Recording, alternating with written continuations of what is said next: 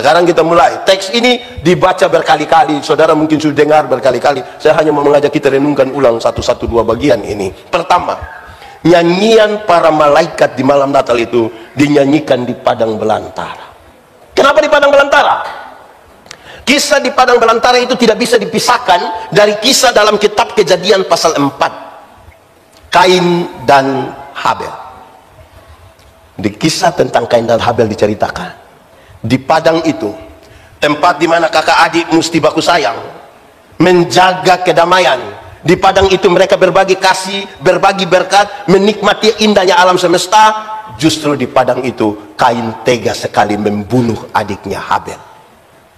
Karena itu nyanyian perdamaian dari sorga ini pertama kali dinyanyikan di tempat di mana persaudaraan lagi sementara bermasalah.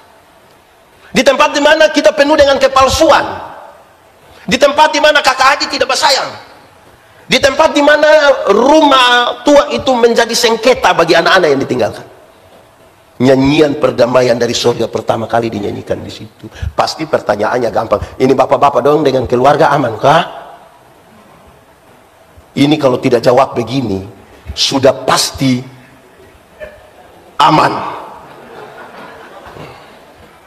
Dengan ipar-ipar aman, dengan mertua mantap, luar biasa. Dengan istri, siapa punya istri ya? Nyanyian perdamaian dari sorga pertama kali dinyanyikan di situ. Kenapa Kain tega sekali membunuh adiknya Habel? Hanya soal iri hati. Di Pontianak, di Palangkaraya ini ada yang biasa iri hati? Tidak ada. Ini keluarga tulus-tulus semua di Palangkaraya. Sedikit lagi dunia kiamat di sini nih kok. Iri hati ialah lebih baik saya rugi, asal bapak rugi lebih banyak, daripada saya untung tapi bapak untung lebih banyak. Ada dua orang yang sama-sama suka iri hati, orang dua berdoa kepada Tuhan. Karena Tuhan tahu mereka dua suka iri hati, Tuhan bilang, malaikat urus orang dua.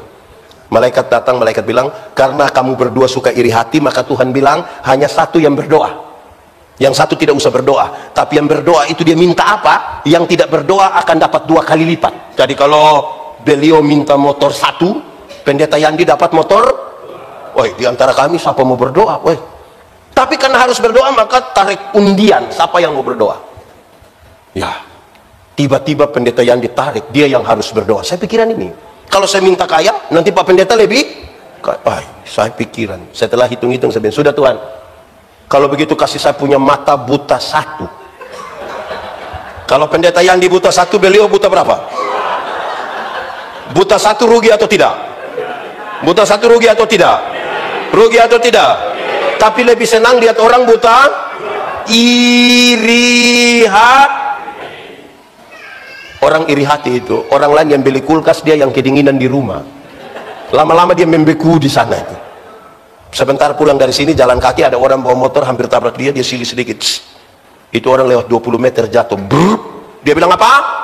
Mampus. Lihat begini dia punya bapak yang jatuh. Senang sekali lihat orang susah dan susah sekali lihat orang. Di Palangkaraya ada begitu? Ada? Ada? Ada di sini? Pakai baju warna apa itu? Yang begitu-begitu. Karena Natal harus dimulai di situ. Natal mesti mulai di situ. Saudara tahu, Kain tega sekali membunuh adiknya Habel karena apa? Perjumpaan antara akal dan perasaan sudah tidak lagi berimbang. Orang tidak hitung itu saudara atau tidak. Kasihan. Dulu orang tua lahir kita, orang tua punya pesan hanya satu, anak, kamu kawin orang baik-baik. Yang dia bilang kawin orang baik-baik itu, jangan sampai kamu punya persaudaraan yang dulu makan sama-sama, dulu main kelereng sama-sama, hancur tagal kamu menikah. Jadi dengan ipar-ipar ada baik ini. Kenapa suara menurun? Nah, Natal ini menjadi penting ini.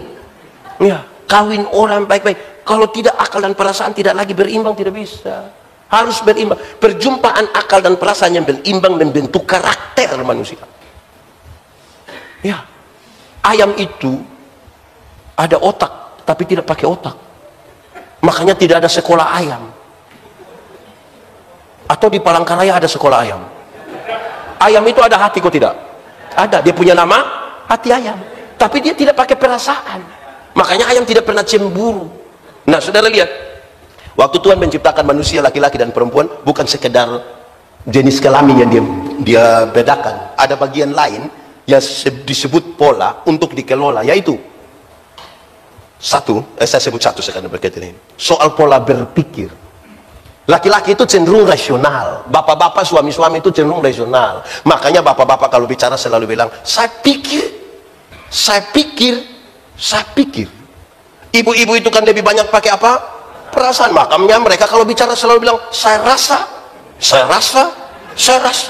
Bayangkan menikah 20 tahun, suami hanya saya pikir, istri hanya bilang saya rasa. Lantas saudara pikir ada bahagia? Hidup tidak bisa pakai pikiran saja, penyeimbangnya adalah perasaan. Hidup juga tidak bisa pakai perasaan saja, penyeimbangnya adalah logika. Untuk itulah bapak-bapak berjumpa dengan ibu-ibu. Natal harus dimulai di situ. Gagal mengelola itu pikiran dan perasaan, konflik pasti terjadi.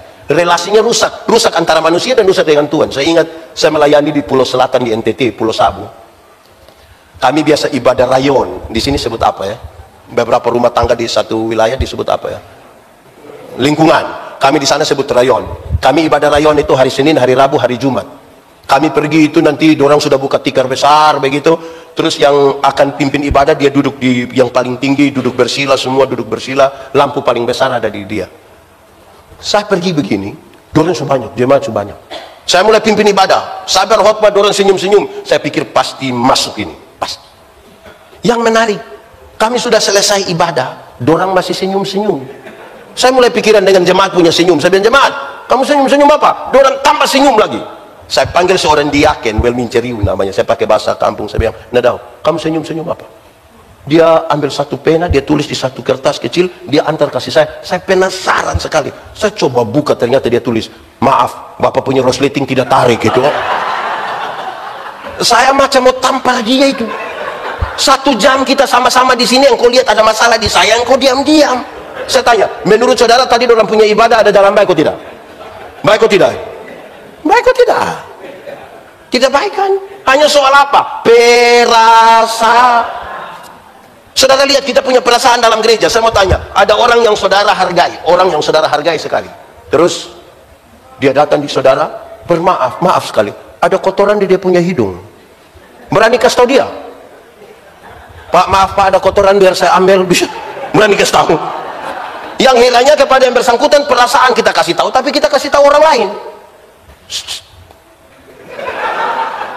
Nah ini yang Natal lagi butuh. Itu pertama, kenapa di padang belantara. Tapi yang kedua, kepada siapa? Berita ini pada siapa? Sebelum nanti kita lihat bagaimana mereka pergi ke Bethlehem. Berita ini ditujukan, dikasih tahu kepada para gembala. Ceritanya ringan sekali. Waktu itu gembala-gembala ada di padang.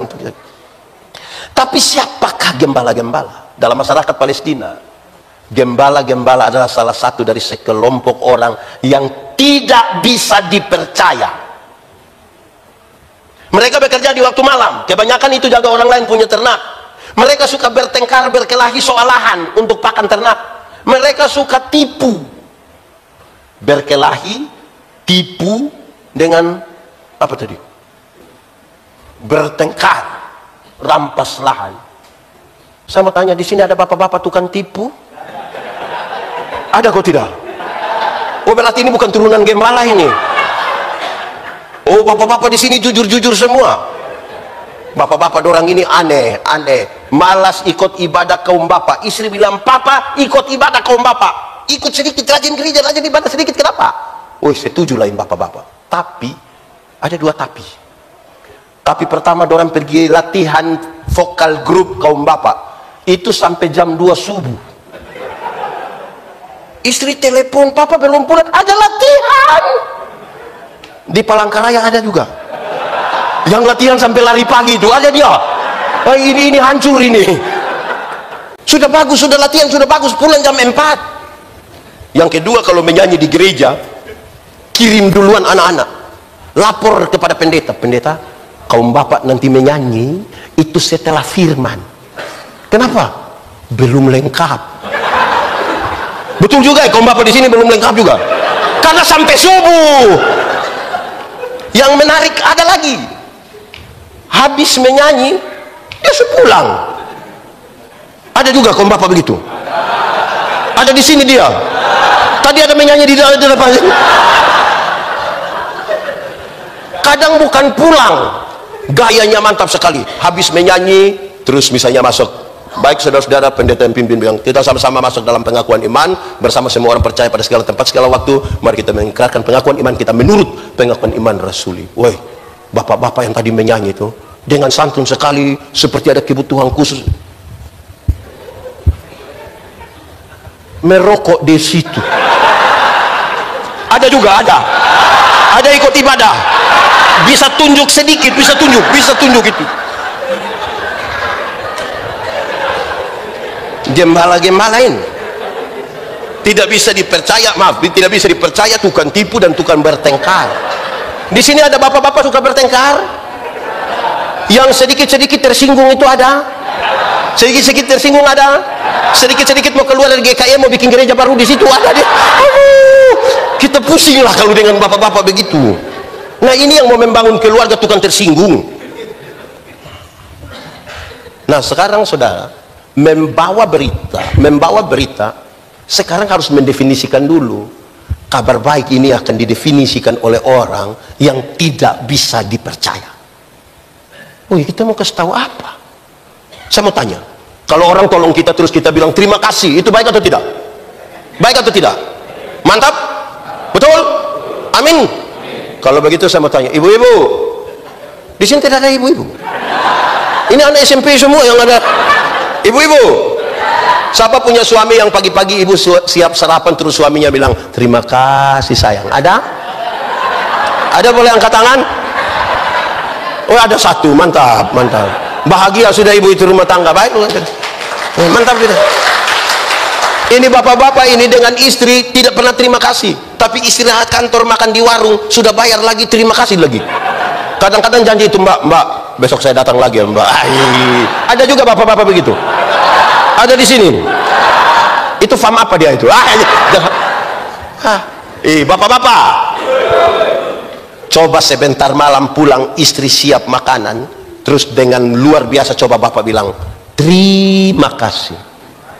Saya yakin istri pikiran.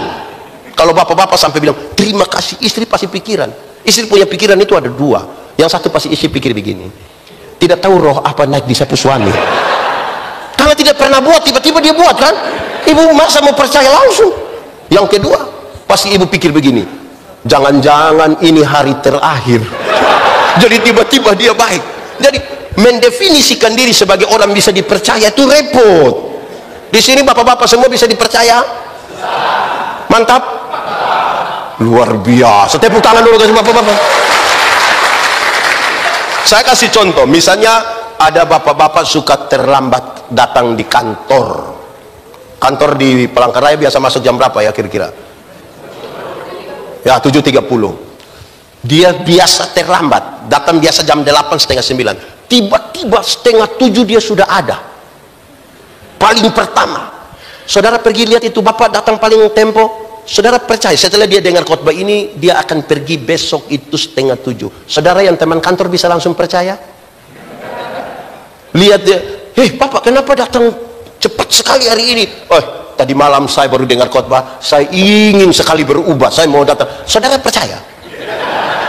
Ini dia mau jadi orang baik ini, saudara percaya? Saudara pasti pikir hari pertama. Jadi mendefinisikan diri sebagai orang percaya, bisa dipercaya itu susah. Dia jadi bendahara, ada pemeriksaan tersinggung. Kau kira saya biasa makan duit? Bapak, kalau benar tidak bisa tersinggung, diam-diam saja orang periksa. Kenapa? Itu memang Natal ini memang mesti kasih tahu kita. Gitu. Dia orang yang tidak bisa dipercaya. Kepada gembala-gembala. Tadi malam waktu saya dijemput, kita makan di family. Terus saya bilang begini, anak-anak yang ikut saya tuh ratusan orang, 400 lebih orang. Ada separuh kami seduduk lama, pas sampai begini terus dia video call dia ke istri. Halo sayang, ini ada dengan Bapak Yandi. Saya bilang dia baru datang. Ini kami acara juga paling lama 1 jam lagi. Kalau dia sampai rumah jam 2 itu bukan dari sini. Karena kadang-kadang dia bikin narasi seolah-olah lihat ini ada dengan Bapak Yandi. Tapi bapak-bapak di sini mantap semua toh. Oh, majulah ini negara kalau bapak-bapak begini.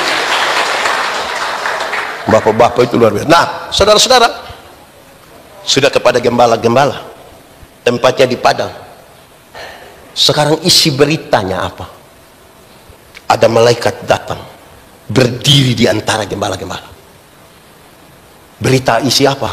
Berita isi dua. Saya simpulkan dari dua ya. Berita pertama bilang begini, jangan takut. Berita pertama bilang apa? Melihat ada ketakutan di antara para gembala itu, berita pertama yang disampaikan bilang, jangan takut. Jangan takut itu berita Injil. Injil itu berita pembebasan. Supaya mereka yang takut menjadi semangat. Yang sudah mau mati menjadi semangat. Saya melayani di banyak rumah sakit. Kepada opa-opa, oma-oma yang tua-tua itu saya datang, saya berdoa, oma, yuk kita berdoa ya oma, yuk pendeta. Tapi pendeta doa habis, oma sudah mati.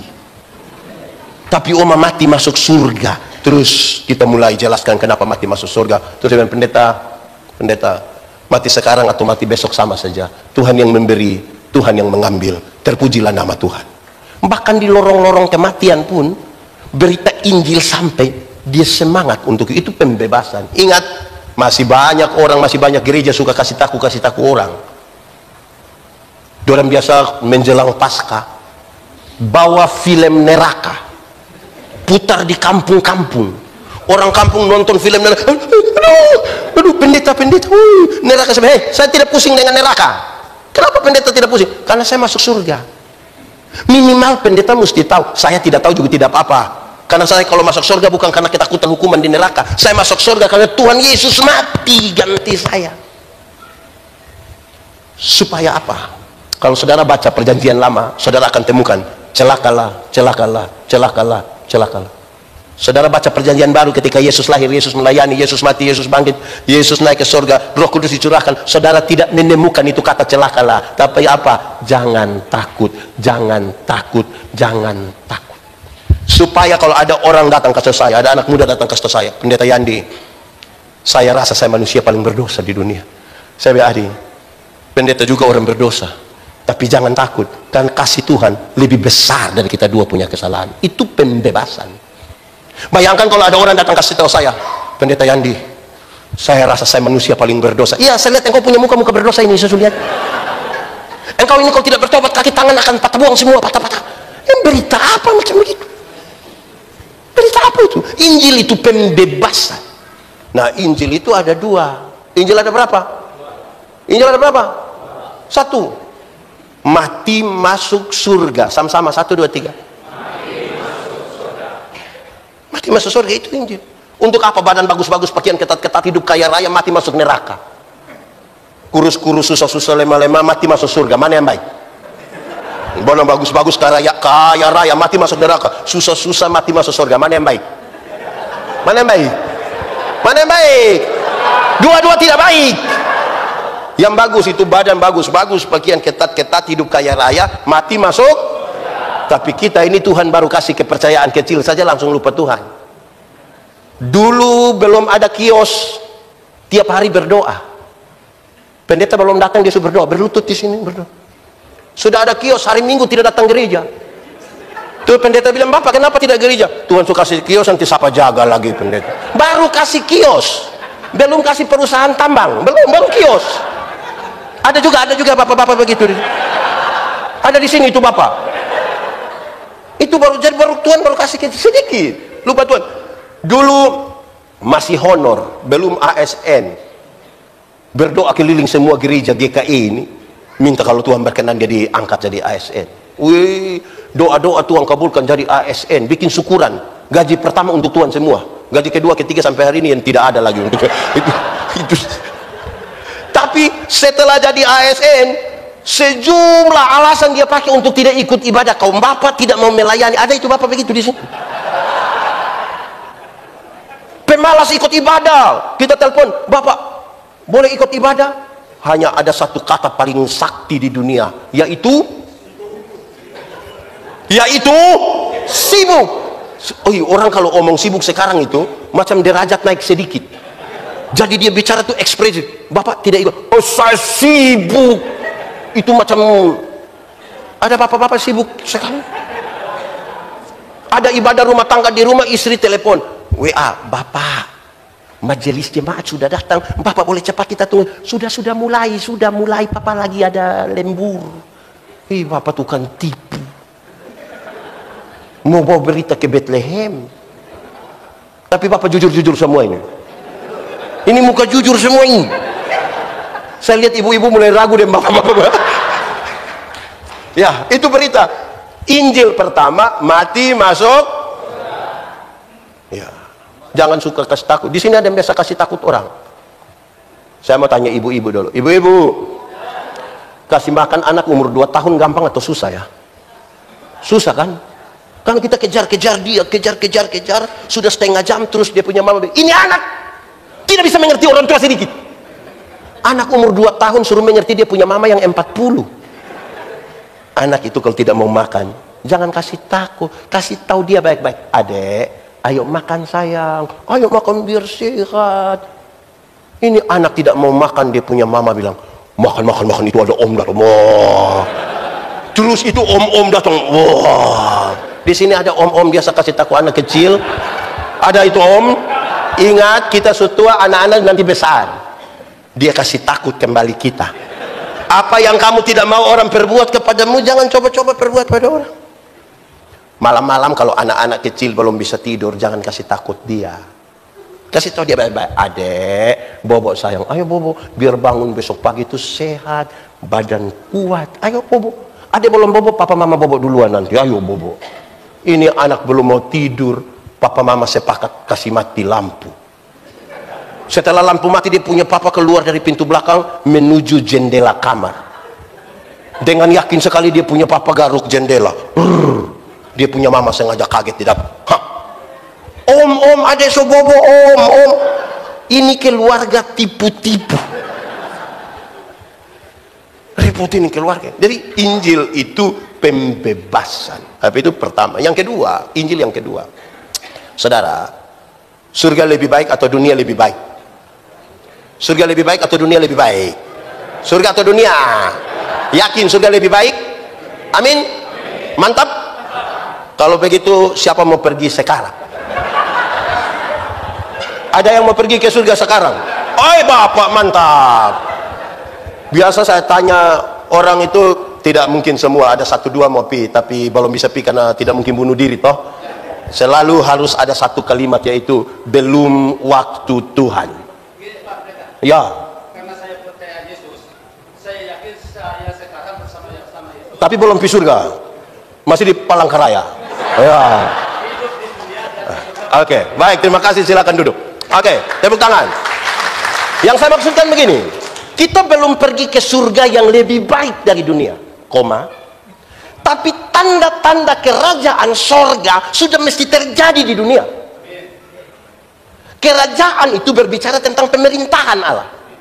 Pemerintahan Allah kalau berlaku di dunia, satu, penuh kasih, penuh keadilan, tidak ada kebodohan, kesehatan diperhatikan, tanda-tanda damai sejahtera ada di rumah tempat kita tinggal, di lingkungan tempat kita berada, di lokasi di mana kita bekerja. Itu baru kita bilang bersama Kristus.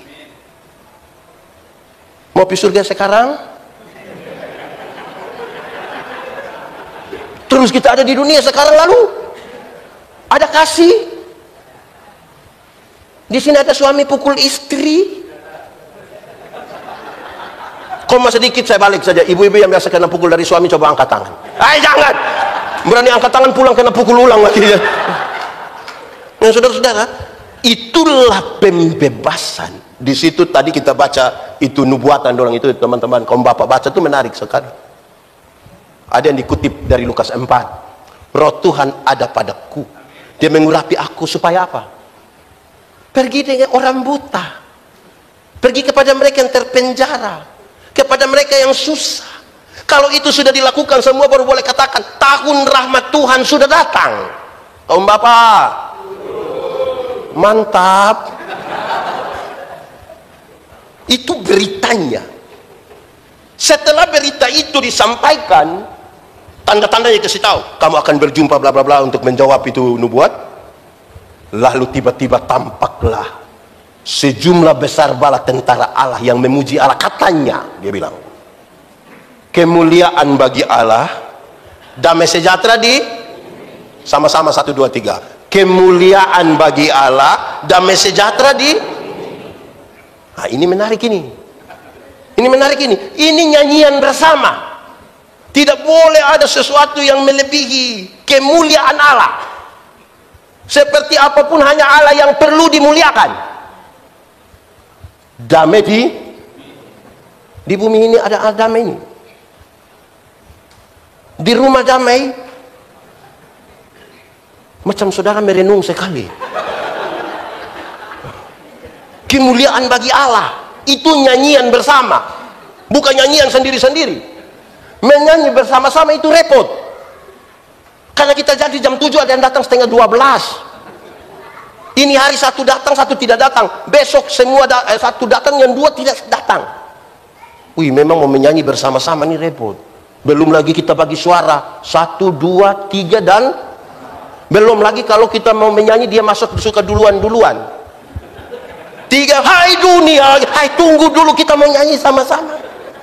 Hai, kenapa begitu jemaat? Murid Tuhan Yesus itu ada berapa?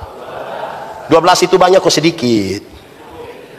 Banyak kok sedikit, 12. Murid yang hanya 12 saja. 1, ada kelompok orang-orang kecil yang itu nelayan-nelayan dari Galilea. Tetapi ada juga orang pejabat seperti Lewi pemungut cukai. Ada orang kecil, ada orang besar. Ada orang muda seperti Yohanes, tapi ada orang tua seperti Yakobus. Ada Lewi pemungut cukai yang cinta dan mengabdi kepada Roma, tetapi ada Simon orang Selot, seorang anggota partai politik yang anti Roma. Bahkan dia mau bikin revolusi besar-besar lawan Roma. 1 suka Roma, 1 tidak suka Roma. Hanya 12 orang saja kita kelola, repot. Karena mau menyanyi sama-sama yang 12 saja repot. Apalagi tadi saya hitung itu 18.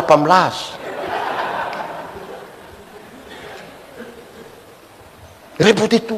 Ini akan jadi nyanyian bersama. Ada kaum bapak yang kalau rapat dia omong paling banyak, waktu kerja dia tidak datang. Ada kok tidak coba? Nah, ini akan nyanyi bersama-sama.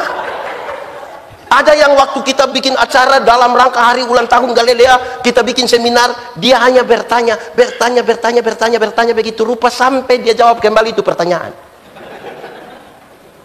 Ada yang usul semua program di muka bumi, dia usul, tapi itu orang kikirnya minta ampun. Jangan coba-coba minta sumbangan, jangan.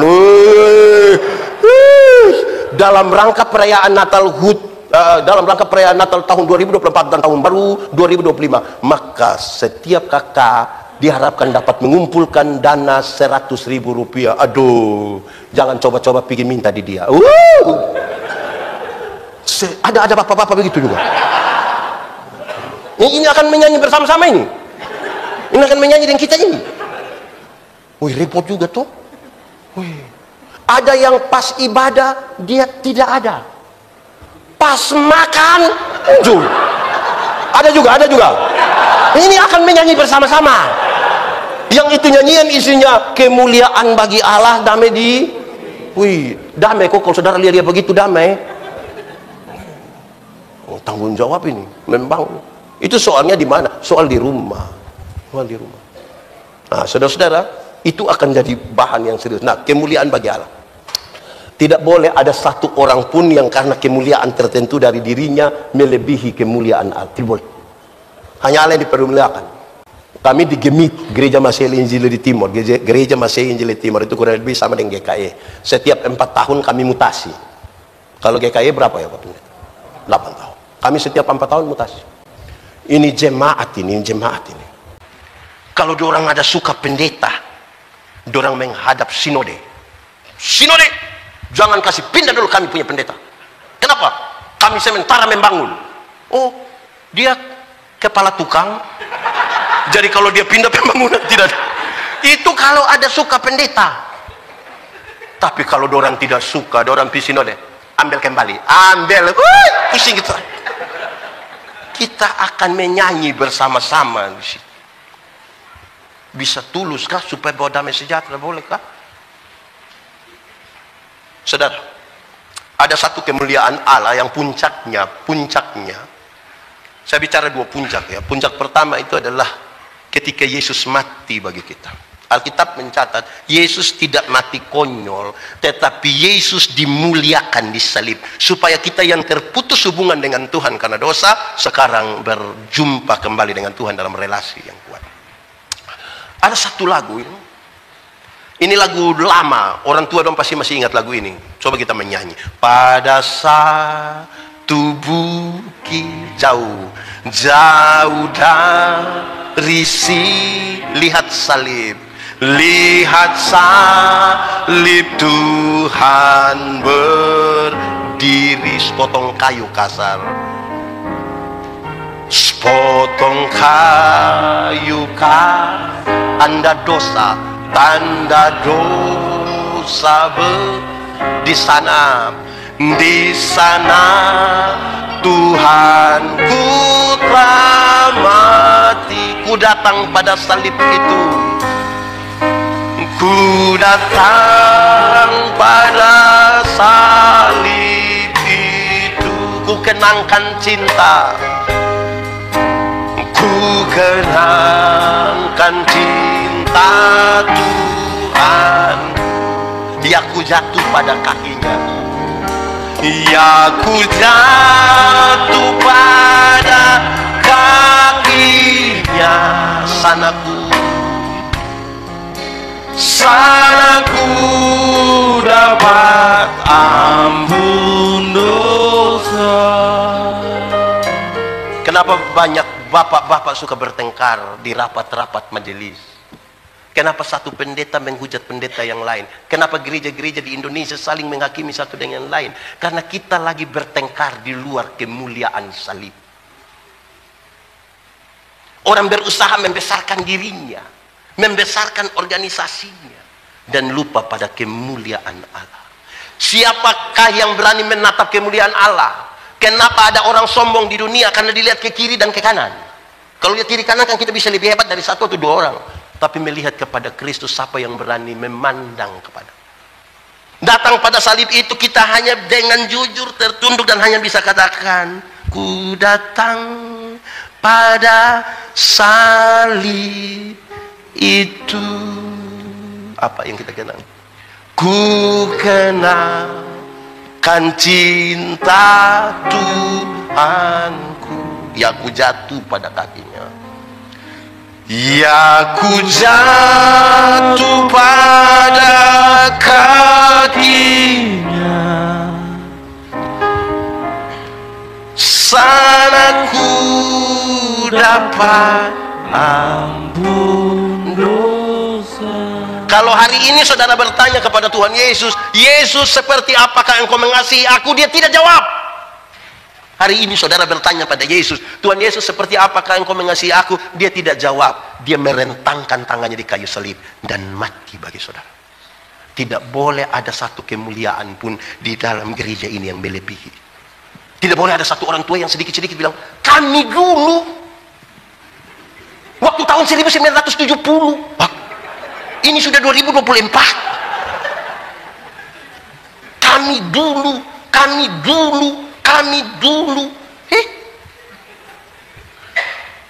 Waktu tahun 1970 pindah di situ dia ulang. Waktu tahun 1970 pindah di situ ulang. Waktu tahun 1970.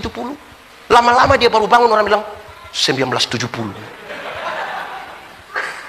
Saudara lihat, Allah dimuliakan. Tidak boleh ada gitu. Allah dimuliakan, kemudian damai di bumi.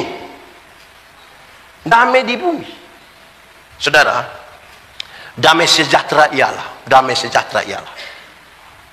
segala sesuatu yang mendatangkan kebaikan bagi umat manusia. Segala sesuatu yang mendatangkan kebaikan bagi umat manusia adalah damai sejahtera. Kalau begitu, yang mendatangkan kebaikan bagi umat manusia tidak semuanya itu enak. Supaya manusia selamat, salib. Enak itu salib. Saudara pernah sakit gigi? Itu orang yang menyanyi bilang lebih baik sakit gigi daripada sakit hati. Itu karena dia belum pernah rasa.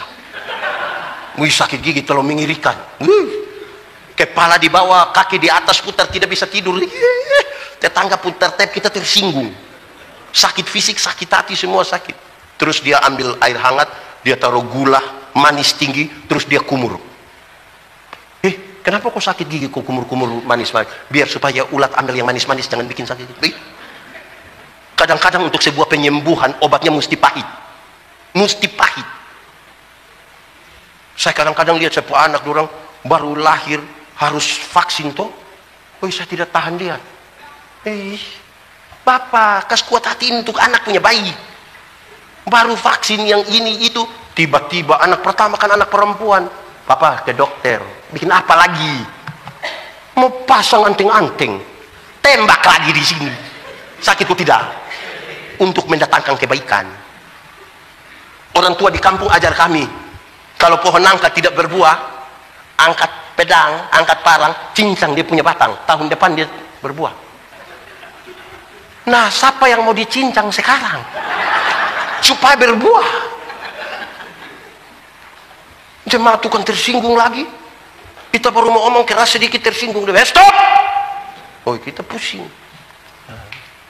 Damai di bumi ini segala yang mendatangkan kebaikan bagi umat manusia. Dia mendatangkan kebaikan.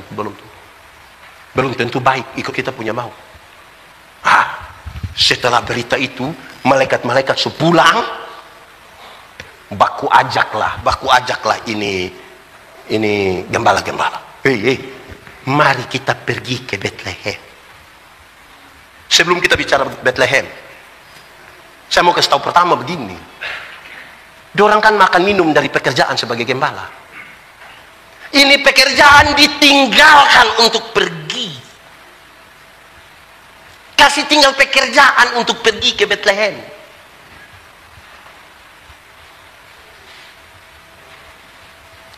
Kalau saya punya video satu beredar luas sekali, waktu saya bilang begini, kalau pesta jam 5, ibadah jam 5, pilih.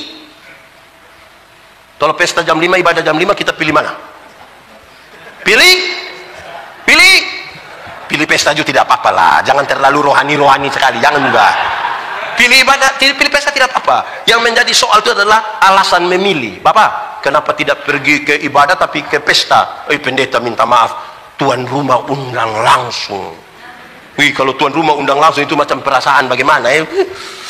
Aduh, tuan rumah undang, tapi kalau pendeta Yandi yang tanya jangan jawab begitu. Bapak kenapa tidak ibadah tapi ke pesta? Pendeta Yandi minta maaf, tuan rumah undang langsung. Oh, Bapak mau Tuhan undang langsung? Kita minta Tuhan undang sekarang. Jadi Tuhan ini paling gampang kita abaikan. Paling gampang. Berdoa itu bicara dengan Tuhan. Amin. Betul?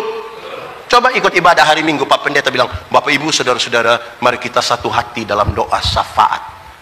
Pas separuh tutup mata begini ada yang betul.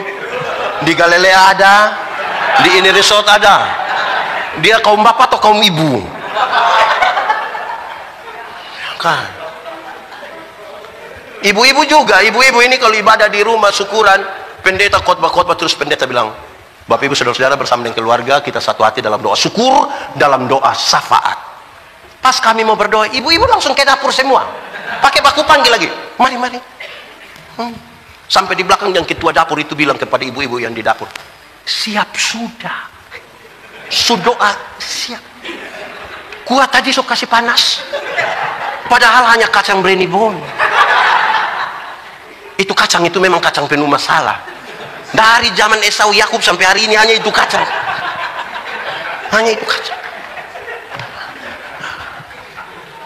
Saudara, dengar ini. Tadi siang saya masih bicara sedikit. Tadi pagi. Saudara, bangsa Israel itu kemudian bicara tentang hak kesulungan. Hak kesulungan bangsa Israel itu punya 3 makna. Yang satu yang saya mau bicara kaitan dengan ini. Tapi saya sudah sampaikan 3. Satu, hak kesulungan itu berkaitan dengan hak masuk tanah terjanji. Yang kedua, hak untuk menjadi berkat. Tapi yang ketiga berkaitan dengan khotbah hari ini. Yang ketiga, hak kesulungan itu berkaitan dengan hak beribadah kepada Tuhan. Jadi ibadah itu hak, bukan kewajiban. Sampai hari ini kita masih memandang ibadah itu kewajiban. Sehingga orang kalau sekedar menjalankan kewajiban, orang yang hanya jalankan kewajiban kan dia bilang, kok yang penting, pokoknya, yang penting, pokoknya. Karena kewajiban.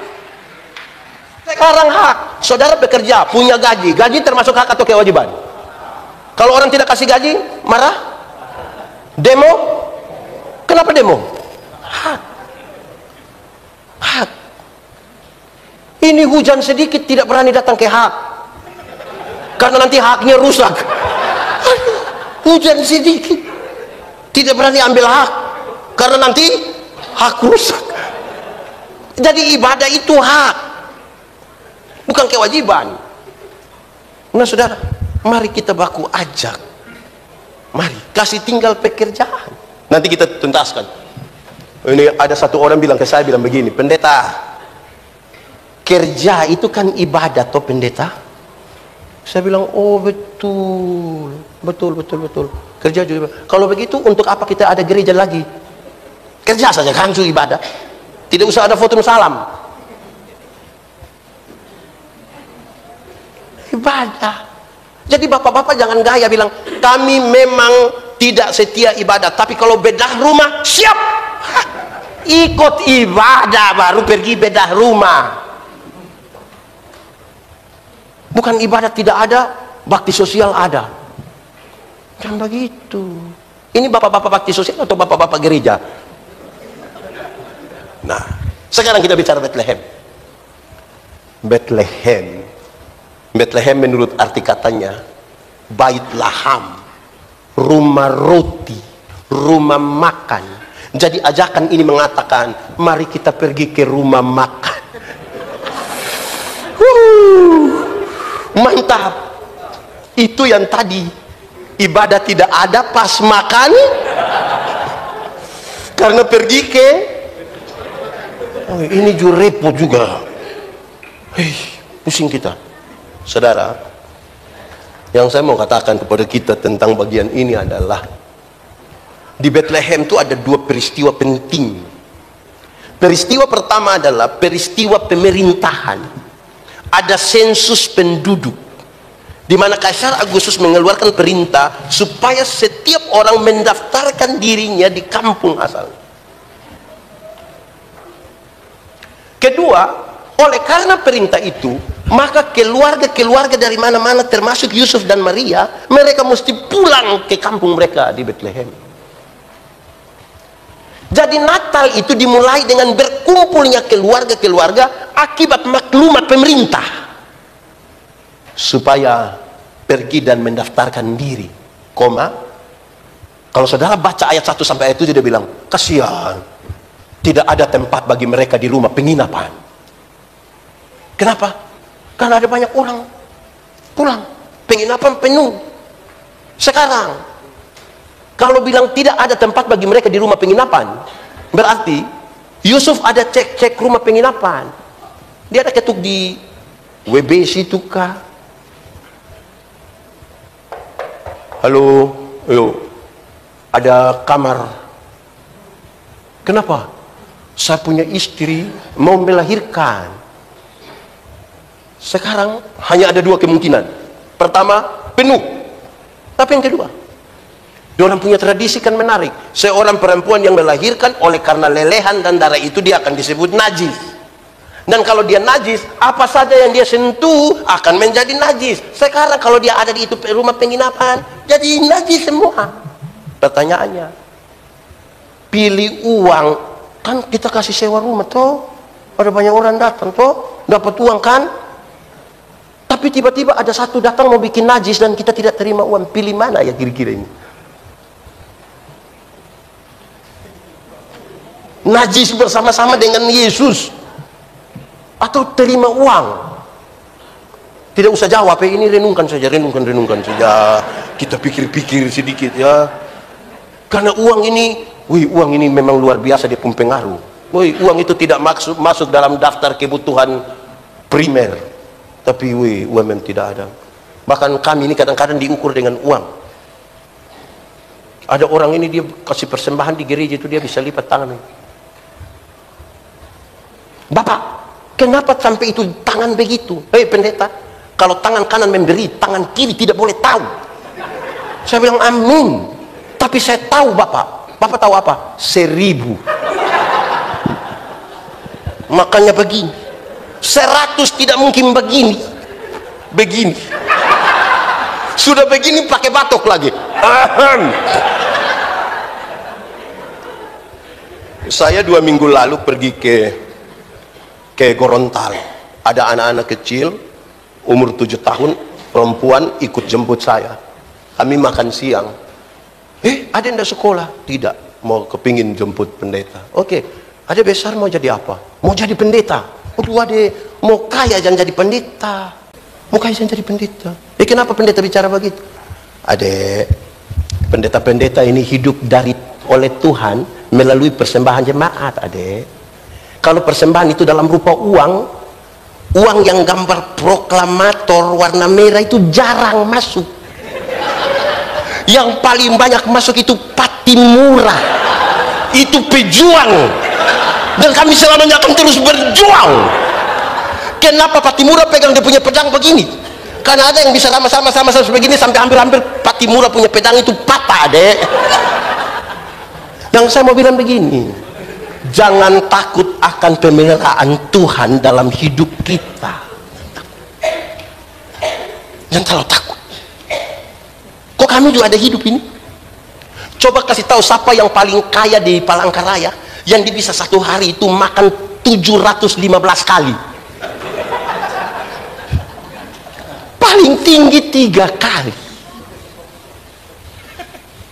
Kami juga sama. Apa coba? Jangan takut dengan pemeliharaan Tuhan. Karena itu dengan Tuhan. Yang menarik dalam kekristenan, makin Tuhan berikan kepercayaan, kita makin ragu dengan Tuhan. Dulu masih honor, gaji hanya 1 juta per bulan, itu pun tiap 3 bulan bayar 1 kali. Habis bulan masih lebih 10.000. Sudah diangkat jadi ASN, gaji pokok saja sudah tinggi, belum tambah tunjangan ini, tunjangan sana semua. Habis bulan, bendahara hanya bawa kertas putih 1, kasih tahu bilang supotong semua Bapak. Kita ini makin banyak berkat, makin pusing.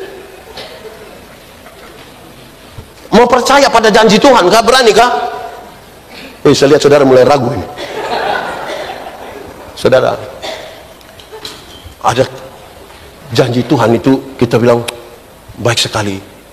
Janjimu seperti fajar pagi hari yang tiada pernah terlambat bersinar. Cintamu seperti sungai yang mengalir, dan ku tahu betapa dalam kasih. Janji Tuhan seperti matahari pagi, amin. Selalu datang tepat waktu, amin.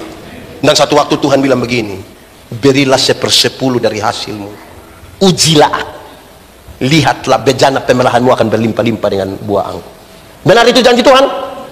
Saudara percaya pada janji itu? Kita uji. 10.000 perpuluhan berapa? Pasti kasih kan? Kan hanya 1.000. Janji Tuhan nyata, dia kasih naik 100.000 perpuluhan, masih kasih. Kasih kok hanya 10.000 kacang-kacang.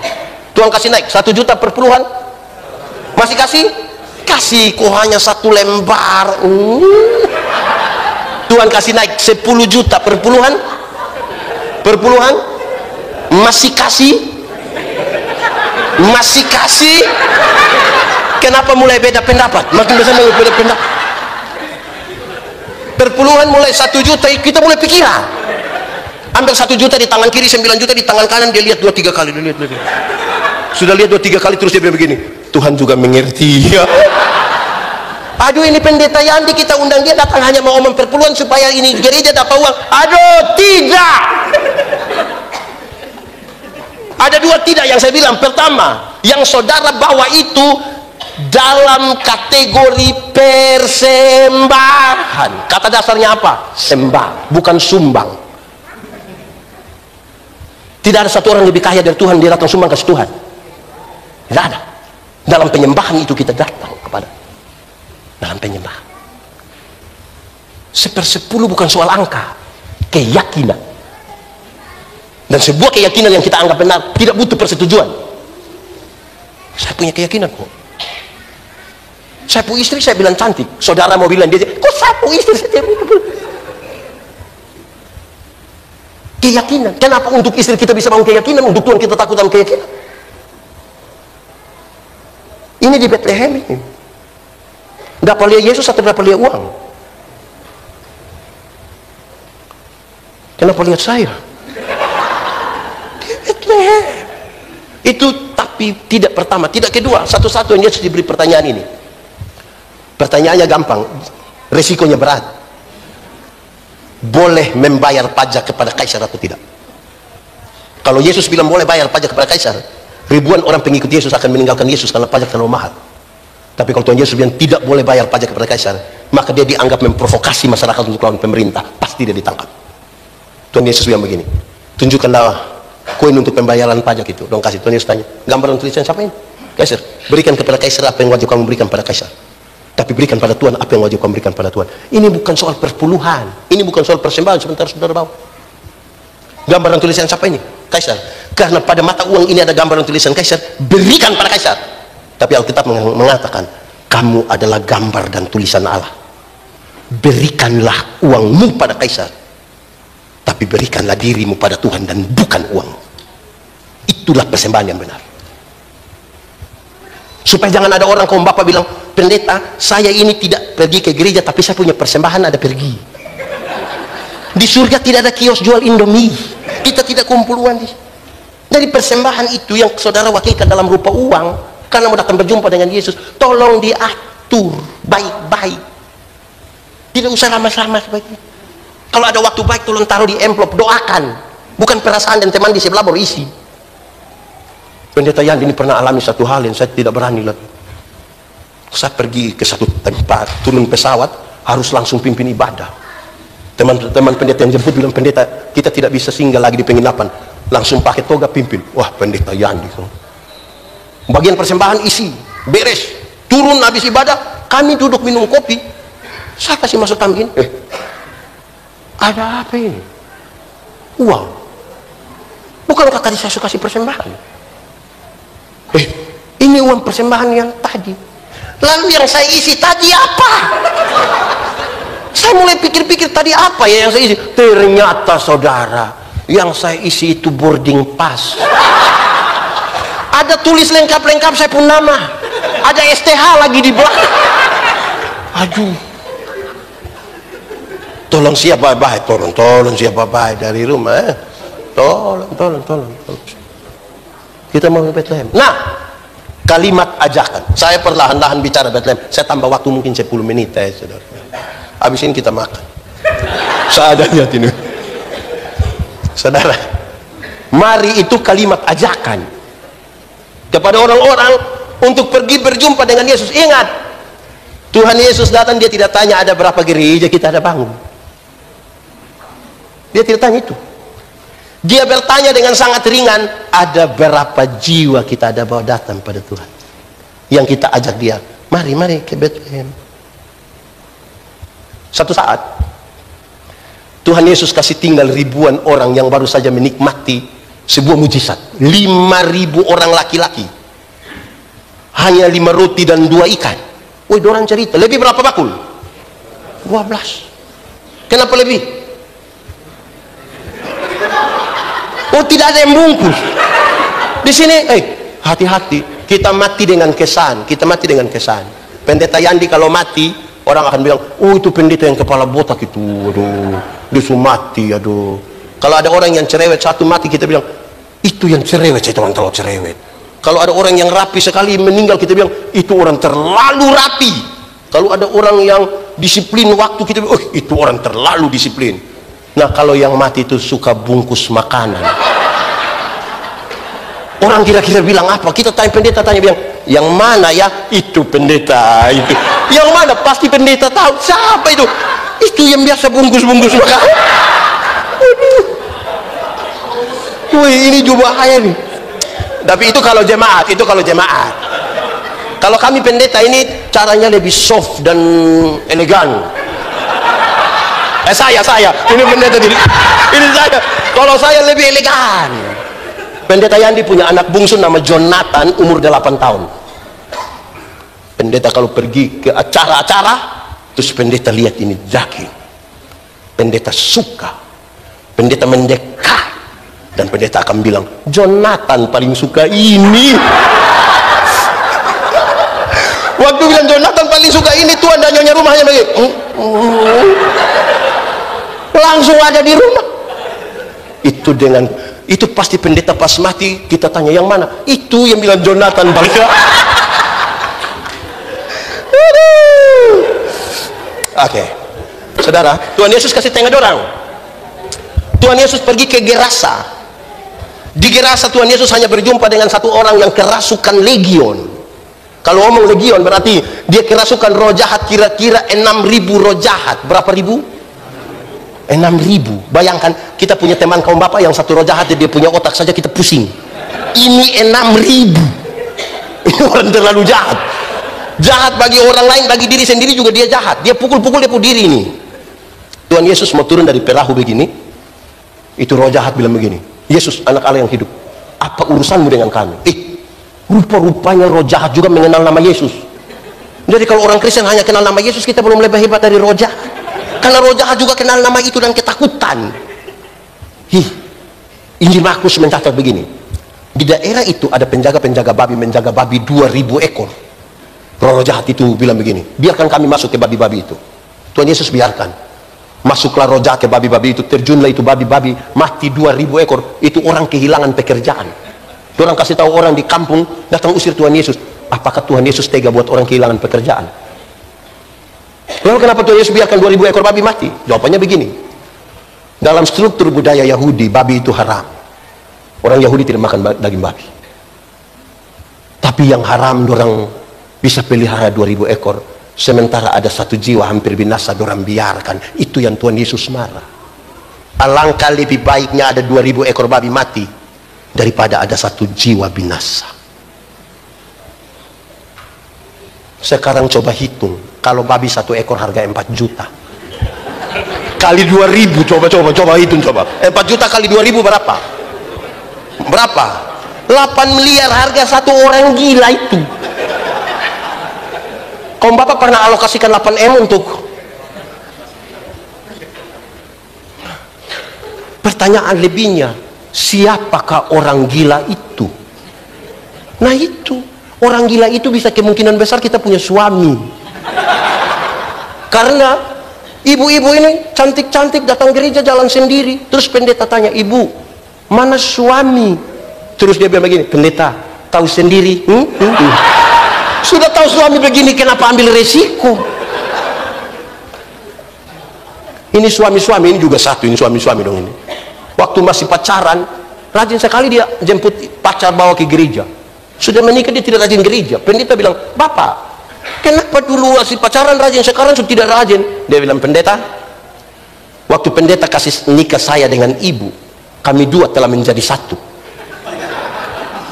Jadi istri kalau sudah pergi sama juga saya sudah pergi. Jadi memangnya istri sumakan sama dengan bapak sumakan. Saya suka bilang begini, masuk surga itu seperti kita pergi ke WC. Tahu WC? Tidak bisa diwakilkan. Masing-masing mesti pergi sendiri. Kita tidak bisa bilang, bapak, yo kemana? WC, titip. Tidak, sendiri. Ini ada 2 rumah jauh dari kampung, jauh dari gereja, dekat hutan. Satu punya anak laki-laki, satu punya anak perempuan. Yang punya anak perempuan datang kasih tahu yang laki-laki, bilang, kakak, hari-hari Minggu begitu tolong jemput engkau punya saudara perempuan ini, bawa ke sekolah Minggu. Dia jemput. Tapi sampai sekolah Minggu, yang perempuan ikut sekolah Minggu, yang laki-laki main kelereng di luar tunggu. Jadi remaja ikut katekisasi di gereja, yang laki-laki jemput. Tapi sampai sana yang perempuan masuk ikut katekisasi, yang laki-laki rokok-rokok di luar sampai pulang-pulang sama-sama. Rupa-rupanya dorang dua berjodoh. Setelah menikah, yang perempuan terpilih jadi majelis gereja, mau melayani di mana saja, suami setia antar. Tapi sampai sana ibu masuk melayani, dia suami main kartu di luar tunggu. Satu waktu dorang dua mati-mati sama-sama. dalam perjalanan menuju pintu surga, Simon Petrus menanti. Lihat ini ibu datang, Simon Petrus bilang, "Shalom ibu, mari silakan masuk." Lihat ini dia punya istri masuk, yang bapak ini juga cepat-cepat mau masuk. Pas dia mau masuk, terus Simon Petrus bilang, "Bapak sabar dulu, bapak sabar dulu, bapak." "Hei, kenapa sih?" "Bapak sabar dulu." "Hei Simon, yang masuk itu sapu istri." "Bapak, saya tahu bapak." "Nah kenapa kau tahan saya?" "Bapak, saya mau kasih tahu, saya tahu itu bapak punya istri, tapi dari itu hari kan bapak hanya antar-antar kan, jadi minta maaf hari ini juga bapak hanya antar. Bapak punya tempat di sebelah yang ada api itu. Saya tanya dulu, ibu-ibu, tadi ada yang suami hanya antar, terus ada janji bilang kalau habis WA biar saya jemput, ada? Kalau ada begitu pulang tolong kasih tahu suami ada salam dari Simon Petrus. Saya ini, aduh, mari kita pergi ke rumah roti. Suatu saat mau naik ke atas gunung, Tuhan Yesus bilang kepada murid-murid, "Murid-murid, kamu semua bawa batu ya?" Oke, semua bawa. Sampai di atas, Tuhan Yesus tanya, "Kamu bawa batu?" "Ya Bapak." "Mana kamu pun batu?"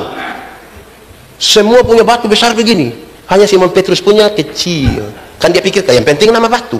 Tuhan Yesus kan tadi hanya bilang bawa batu, yang penting batu. Terus Tuhan Yesus bilang begini, "Baik, ini batu saya akan rubah menjadi roti dan masing-masing akan makan." Dia punya. Simon Petrus, aduh, saya punya paling kecil. Pas mau turun Tuhan Yesus bilang, "Jangan lupa bawa batu ya." Sampai di bawah, orang bawa semua, tapi Tuhan Yesus tidak ngomong. Simon Petrus, ini begini lama tidak ngomong-ngomong, sudah lapar lagi. Terus tiba-tiba Tuhan Yesus bilang, "Oke, semua ada bawa batu? Yo, mana kamu pun batu?" Semua punya tetap begini. Simon Petrus punya besar sekali. Terus Tuhan Yesus bilang begini, "Sebesar itulah dosa-dosamu, karena sudah tidak tulus menjalani perintah tapi tidak tulus." Ada bapak-bapak ini ikut gereja, dia ikut kom bapak, dia ada bagus ini, pengurus sudah ada, "Bapak-bapak ikut ibadah kom bapak ya." "Baik, saya pergi tapi jangan suruh saya berdoa ya, jangan suruh. Berani suruh saya berdoa saya tidak mau pergi lagi." Bapak mau apa? "Bapak-bapak, mari kita pergi ke Bethlehem. Di situ ada tugas pemerintah, di situ ada berkumpul keluarga. Jangan sampai kita cinta kerja sampai lupa keluarga dan lupa Tuhan. Jangan sampai terlalu cinta keluarga sampai lupa Tuhan, lupa kerja. Dua-dua mesti jalan, karena kepada satu Tuhan yang sama kita berjanji menjadi suami yang setia, tapi kita juga berjanji menjalankan tanggung jawab." Saya marah beberapa pasangan nikah, saya nasihat orang. Saya bilang, "Hei, kamu ini tidak boleh cerai, tidak boleh." "Kenapa pendeta?" "Hei, saya mau kasih tahu kamu, dulu waktu kamu menikah, orang tua itu bukan tidak ada kerja, orang ada kesibukan, tapi dong kasih tinggal itu kesibukan datang urus kamu nikah. Keluarga bukan tidak sibuk, orang sibuk kasih tinggal itu datang urus kamu nikah. Tolong hargai itu. Bahkan babi yang tidak tahu apa-apa saja ikut mati gara-gara kamu punya pernikahan. Kasihan sekarang kamu mau cerai, kasihan itu keluarga babi kan, sudah ada yang berkorban. Jadi tolong hargai."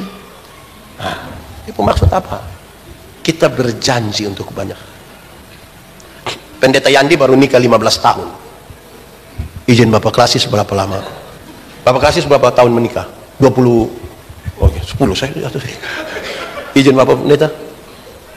Ya, izin Bapak 26. Kami kalau hadir di undangan nikah yang muda-muda sekarang, yang nikah muda sekarang ini, terlalu mantap dalam pernikahan.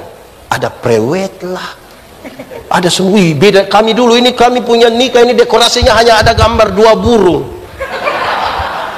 ada tulisan mohon doa restu. Kalau ada perahu nanti depo awan itu dari kapas, orang beli kapas yang di itu tempel-tempel begini. Ada yang pakai pisang lah. Beda dengan dekorasi nikah sekarang tuh, pakaian bagus lagi. Apalagi kalau orang mulai masuk, yang MC bilang, "Kita sambut raja dan ratu sehari." Dorang dua teng, baru menyanyi lagu bagus-bagus lagi, Beautiful in White. Tiba-tiba yang MC bilang, wedding kiss. Yang laki-laki dia romantis sekali. Kami yang nikah 15, 20, 30 waktu kami lihat orang wedding kiss, kami hanya bilang begini.